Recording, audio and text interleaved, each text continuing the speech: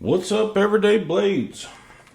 Man, I got a really cool knife today. Yep, I'm still on my CKF kick. You know how things happen with me. I went all the way through Medford and still love my Medfords, but you run out of knives to get. So jumped over to another brand, and I've been through multiple brands, but CKF is just, whew, they got a special place in my heart because every one I buy is awesome.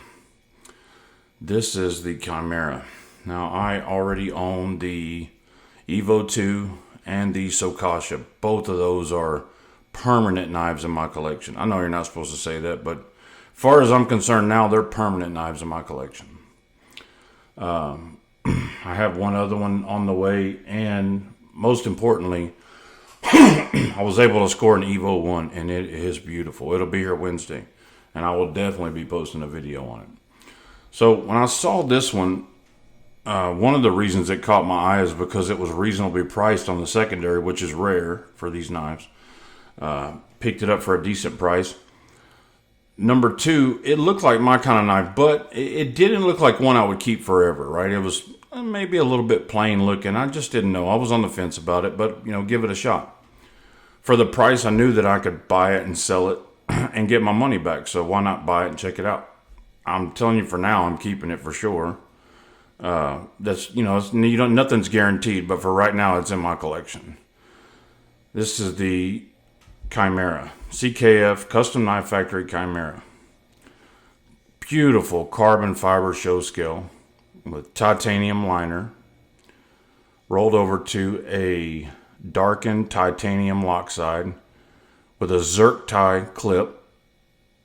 No Zerk tie pivot collar on this one, but hey, can be perfect on all of them. You can hardly see that on my other knives anyway, but it's still a nice touch. Of course, like with all CKFs, it has over travel stop, lock bar insert. They're just killer knives. This one has the zirconium backspacer, zirconium thumb studs, M390 blade steel, and all that kind of stuff is about standard with CKF. They do have plain tie versions. This is probably one step up from that.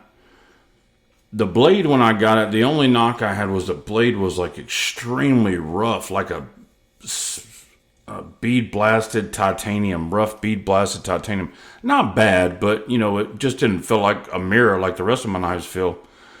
So I just went over it with a 6,000 grit polishing cloth, and man, it made all the difference in the world. It's so smooth. You can really see those beautiful grind lines. Love this knife. Now, of course, it's not on the same par with my Evo 2 and my Sokasha. It's just not. And probably not with the Evo 1 when it gets here. Oh, got a piece of lint there. But it is an awesome knife, and it is going to stay in my collection for now. Let's see, they hollowed out the scales. Let's see if you can see. You can see the hollowing in there for weight. Let's check the weight.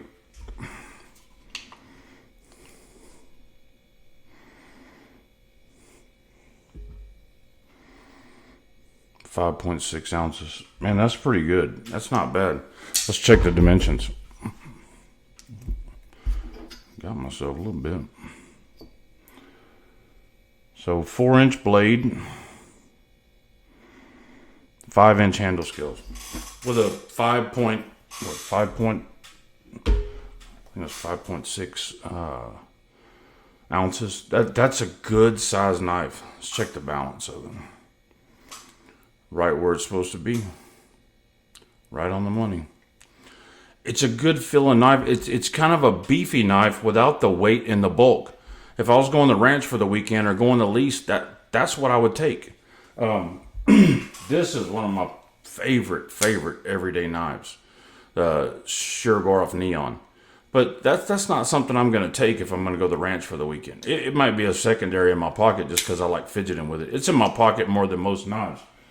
But this is the knife I'm going to use that weekend. So I can take this any day, anywhere, and have a beautiful knife, yet have a very robust knife that I can use. I mean, there's not much I can't do with this knife that I can do with any other knife. It's just a good looking knife. And I love the fact that they use the crap out of zirctite. Zirctite is one of my favorite materials. I'm just a huge fan of it. It's beautiful material. Zirconium too, just zirconium by itself. The backspacer is full zirconium. It just really beautiful. Premium materials.